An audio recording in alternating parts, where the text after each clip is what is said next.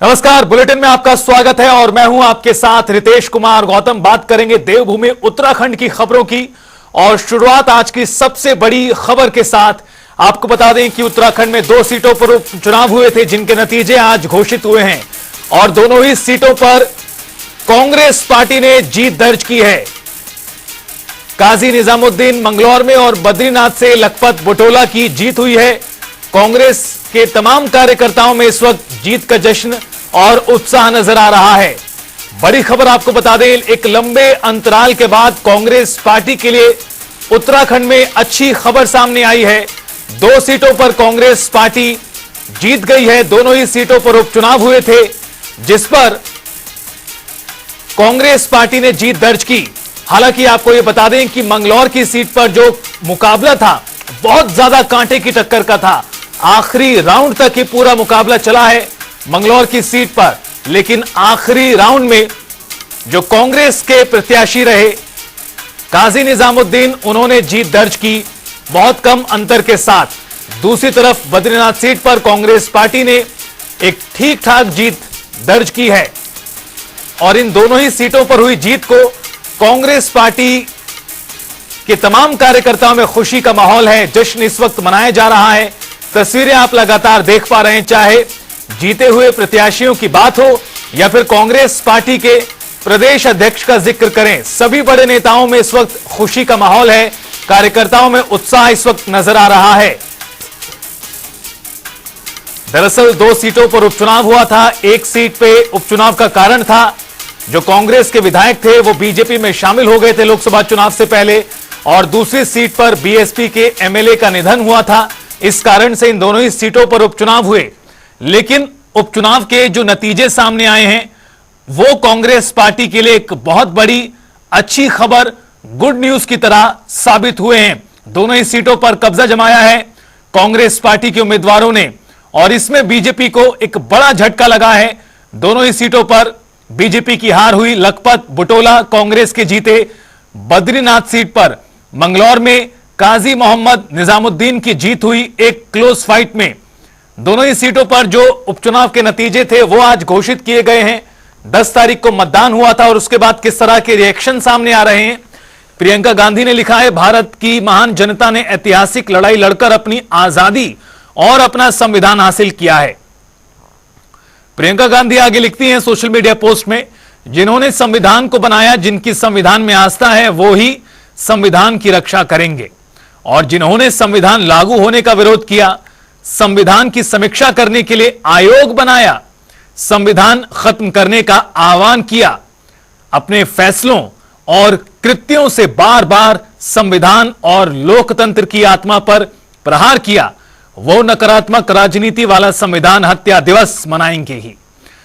साथ ही साथ उसमें लिखा, एक तरह से बीजेपी पर उन्होंने सीधा कटाक्ष किया है बिना नाम लिए। ये शानदार जीत है। इस जीत के लिए मैं मंगलौर की जनता को और बद्रीनाथ की जनता को बहुत बधाई देता हूं। ये जनता जनार्दन की कृपा है। हम अपना विपक्ष धर्म ठीक से पूरी मेहनत से निभाएंगे, शिद्दत से निभाएंगे, और लोगों ने संकेत दिया है कि इस समय हम तुमको ये बहुमत दे रहे हैं, तुमको जिता रहे हैं, लेकिन अपना कर्तव्य ठीक से पालन करो, मिल करके पालन करो, और 2027 तुम्हारा है। रावत जी जो फटकार लगाई है, ये मंगलौर की जनता ने फटकार लगाई है, डांटा है, कहा है ये गुंडागर्दी उत्तराखंड की पवित्र भूमि में नहीं चलेगी, किसानों की पवित्र भूमि में ये गुंडागर्दी नहीं चलेगी, और उस गुंडागर्दी को नकारा है। ये भाजपा की हार नहीं है, उनकी गुंडागर्दी की भी हार है, उनके शक्ति बल, बाहुबल, भुजबल की भी हार है, उनके घमंड की भी हार है। और कांग्रेस की नम्रता को, हमारे कैंडिडेट की नम्रता को जनता ने पुचकारा है, उसको आशीर्वाद दिया है।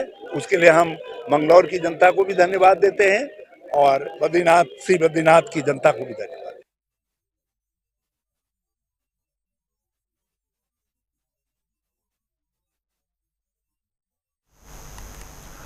तो सुना आपने पूर्व सीएम हरीश रावत को किस तरह से खुशी का इजहार करते नजर आ रहे हैं, और ये तस्वीर देखिए, प्रदेश अध्यक्ष को सभी कार्यकर्ताओं ने कंधे पर बैठा लिया है। और दरअसल ये खुशी का मौका कांग्रेस पार्टी को उत्तराखंड में काफी दिनों के बाद मिला है। ये कारण भी है इस तरह से जीत का जश्न मनाया जा रहा है। आपको बता दें कि लगातार एक के बाद एक चुनाव उत्तराखंड में कांग्रेस पार्टी हारती रही।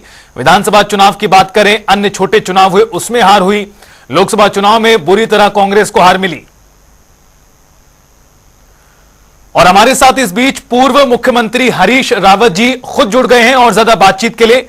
हरीश रावत जी, आपका बहुत स्वागत है जनता टीवी पर। Thank you.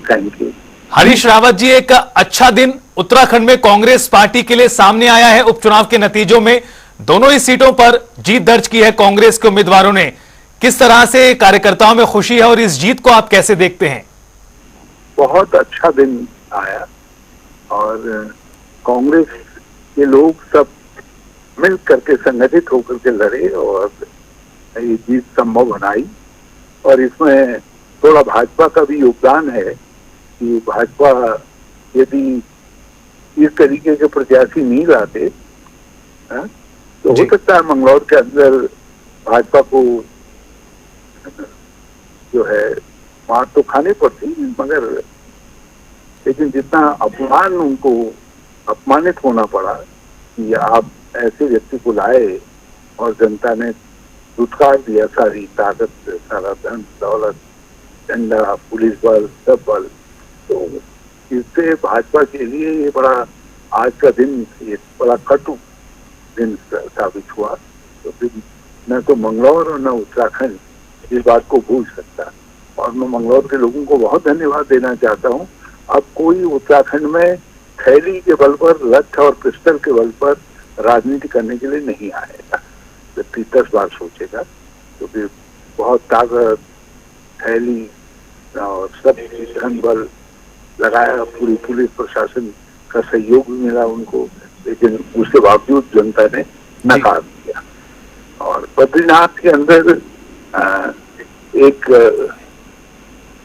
जो उम्मीदवार थे, उस उम्मीदवार को दंडित किया लोगों ने। उस उम्मीदवार को जनता ने कहा कि इस तरीके का व्यवहार क्षम्य नहीं है, क्षमा नहीं किया जाता, तो उनको दंडित किया।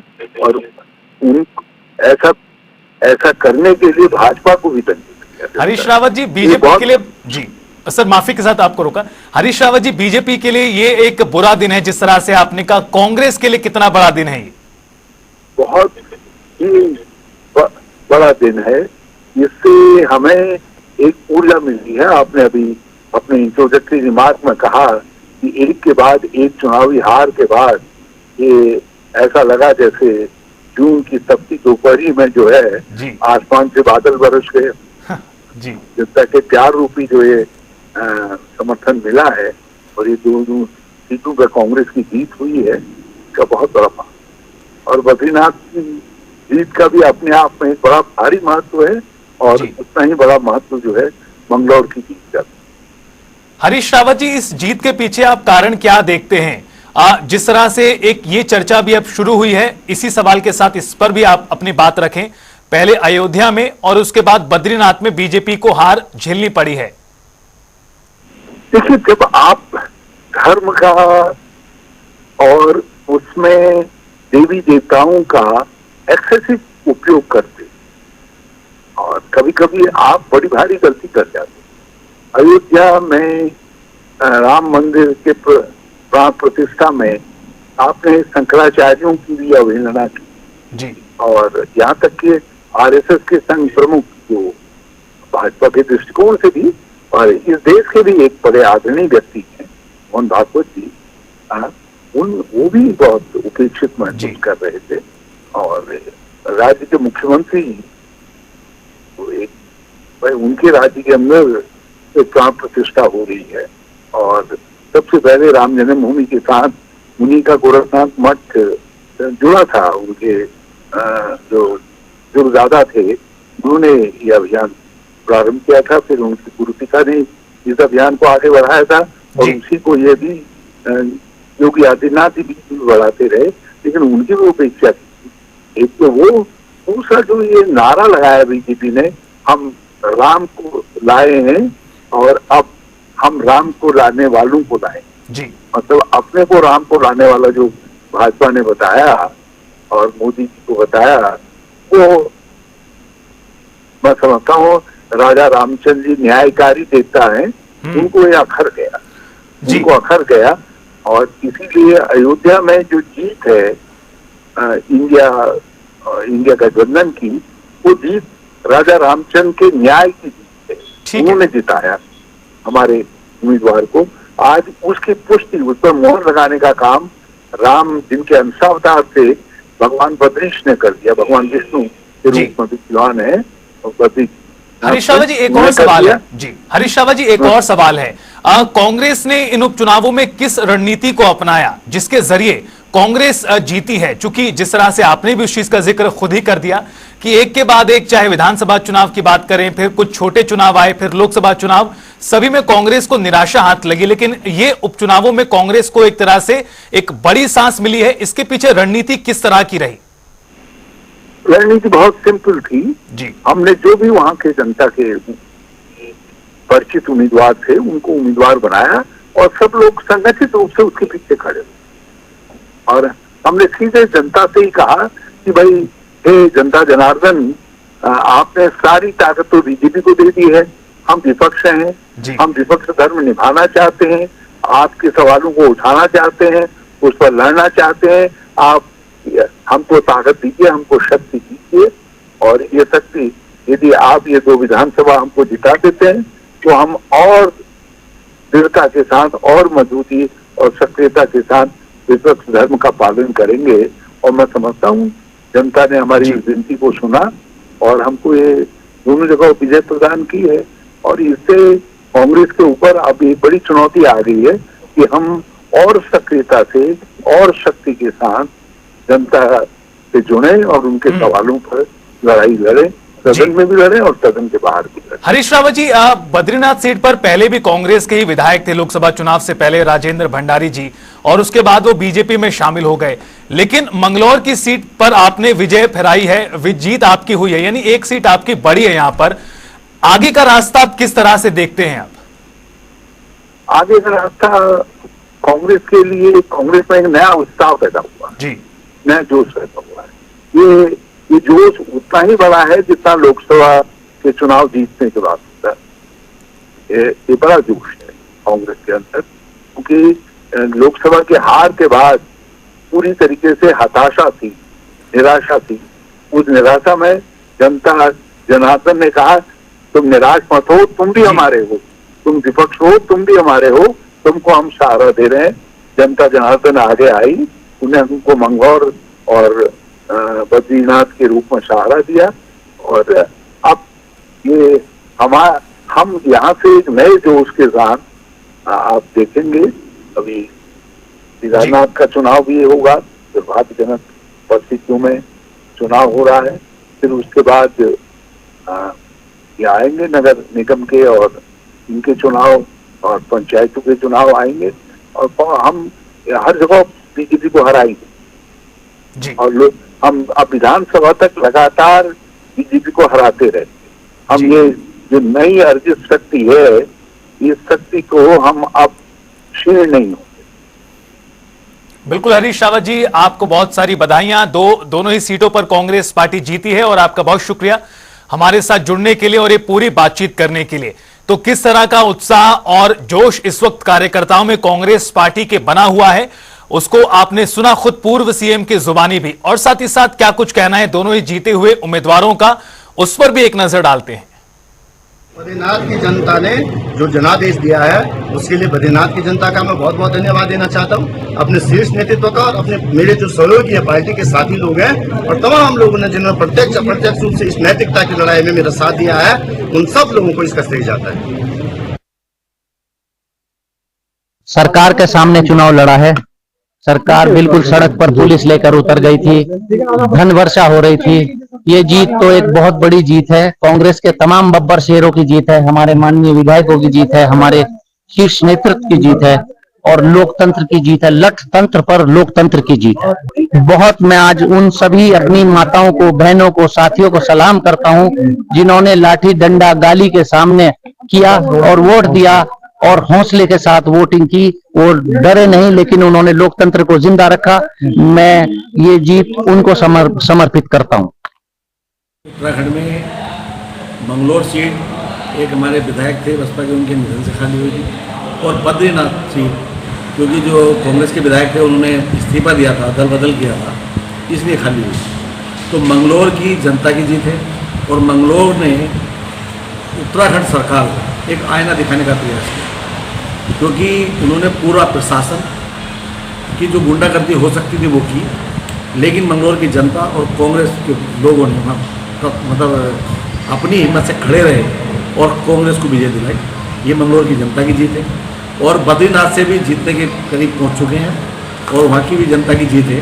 और जो बद्रीनाथ की जनता के साथ वहाँ के विधायक जी ने धोखा देकर, क्योंकि बीच में इस्तीफा दिया था, पार्टी बदली थी, उसका मुंहतोड़ जवाब दिया है। और हमारे साथ इस बीच कांग्रेस पार्टी के प्रदेश अध्यक्ष करण महाराज जी जुड़ गए हैं और ज्यादा बातचीत के लिए। करण महाराज जी, आपका बहुत स्वागत है जनता टीवी पर। नमस्कार सर। करण महाराज जी, आज का दिन कांग्रेस पार्टी के नाम रहा है उपचुनावों में। उत्तराखंड में दोनों ही सीटों पर कांग्रेस उम्मीदवारों की जीत हुई है। इस जीत को आप कैसे देखते हैं और कार्यकर्ताओं में जो मनोबल है वो कितना बड़ा है इस जीत के बाद? देखिए, ये लोकतंत्र की जीत है। दो दल बंधु चुनाव हारे हैं और ये शुभ संकेत है राजनीति और लोकतंत्र के लिए।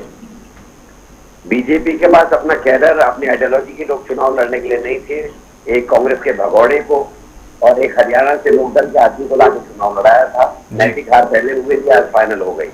राहुल गांधी जी की भारत जोड़ो यात्रा का जो असर था और आज जो अब वो जो परफॉर्म कर रहे हैं एज लीडर ऑफ अपोजिशन, उसका असर है, लोगों तक हम पेनिट्रेट कर पाए। और क्योंकि बागेश्वर में हम जीत के मुहाने से रह गए थे और इस चुनाव में हमने उस गोल को कंप्लीट किया है, तो ये 2027 के लिए हमारे कार्यकर्ताओं को संजीवनी मिली है।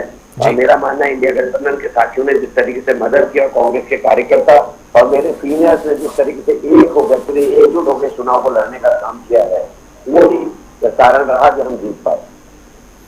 करण महाराज जी, लगातार कांग्रेस पार्टी के सामने मुश्किलें उत्तराखंड में रहीं। विधानसभा चुनाव, लोकसभा चुनाव या उसके अलावा भी कुछ चुनावों में कांग्रेस को निराशा मिली, लेकिन एक लंबे अंतराल के बाद कांग्रेस पार्टी जीती है। उपचुनावों में ही सही, दोनों ही सीटों पर कांग्रेस पार्टी की जीत हुई है। इस जीत के पीछे क्या कारण आप मानते हैं? क्या रणनीति कांग्रेस ने इस बार अपनाई जिसकी वजह से कांग्रेस को जीत मिली? ये जीत साधारण जीत नहीं है भाई। 2 साल अभी भारतीय जनता पार्टी की सरकार है, उसके बावजूद भी विपक्ष में कांग्रेस है और जनता जनार्दन ने कांग्रेस को दोनों सीटें जिता के दी है। ये एक संकेत है जी। जिस मेरी शुरुआत हुई थी चंपावत के चुनाव से, जो शर्मनाक हार हुई थी, क्योंकि मुझे बने हुए 2-3 ही महीने हुए थे। उसके बाद राहुल गांधी जी ने, आदरणीय खड़गे जी ने जो हमको दिशा निर्देश दिए थे, उन्होंने कहा था पेनिट्रेट करो, गांव-गांव जाओ, लोगों से संपर्क करो, कैडर को तैयार करो। मैं लगातार पिछले 2 साल से अपने सीनियर्स की मदद से, अपने कार्यकर्ताओं की मदद से उस काम को कर रहा था और असर हल्के हल्के आ रहा था। इसीलिए बागेश्वर में आपने देखा होगा, एक मंत्री मरता है, पत्नी चुनाव लड़ती है, उतनी भारी सिंपैथी के बाद भी कांग्रेस 10,000 की लीड को कवर कर पाती है।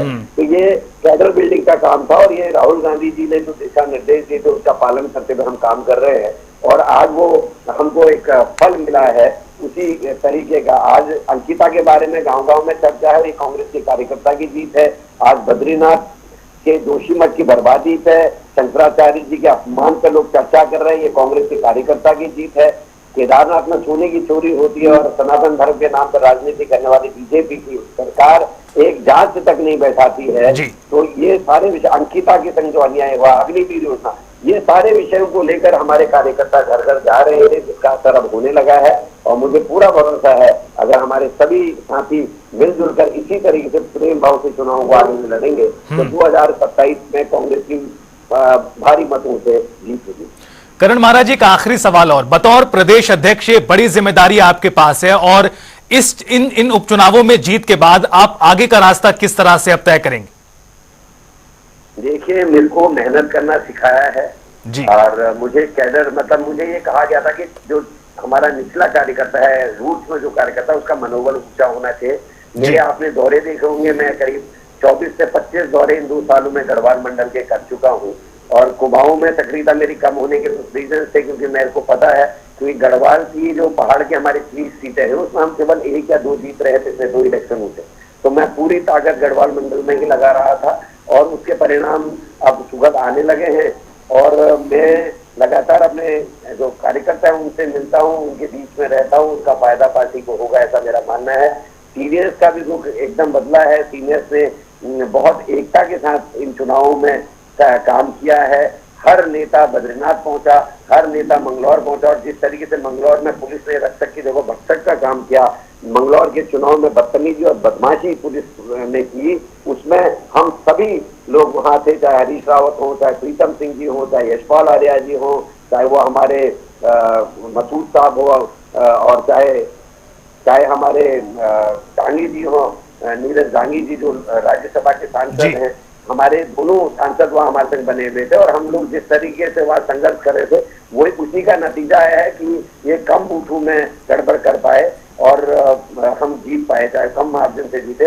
अगर गड़बड़ नहीं की होती और पुलिस ने तटस्थ होकर सही से काम किया होता, चुनाव कमीशन और पुलिस ने, तो ये जीत का अंतर भारी होता। जी, बहरहाल कुल मिलाकर आप जीते हैं, आपको बहुत सारी बधाइयां करण महाराज जी, और फिलहाल आपका बहुत शुक्रिया हमारे साथ जुड़ने के लिए और इस पूरी बातचीत के लिए। अयोध्या के बाद बीजेपी बद्रीनाथ सीट भी हार जाने के कई मायने निकाले जा रहे हैं। हालांकि आपको बता दें कि बद्रीनाथ सीट पर पहले भी कांग्रेस के ही एमएलए थे और वो बीजेपी में चले गए, जिसके बाद उस सीट पर उपचुनाव हुआ, लेकिन इस सीट पर सभी की निगाहें थी। ऐसे में कांग्रेस की ये जीत बहुत कुछ बताती है। मंगलौर सीट पर बीजेपी का कभी कब्जा नहीं रहा, लेकिन बद्रीनाथ सीट काफी खास थी। प्रदेश में 2 विधानसभा सीटों पर उपचुनाव के परिणाम सामने आने के साथ बीजेपी को भी झटका लगा। मंगलौर के साथ ही बीजेपी बद्रीनाथ में भी कुछ कमाल नहीं कर पाई। मंगलौर सीट पर बीजेपी ने करतार सिंह भड़ाना को मैदान में उतारा था, लेकिन भड़ाना कांग्रेस उम्मीदवार काजी मोहम्मद निजामुद्दीन से मात खा गए। वहीं बद्रीनाथ में बीजेपी ने राजेंद्र भंडारी पर भरोसा जताया था, लेकिन कांग्रेस के उम्मीदवार के सामने वो हार गए।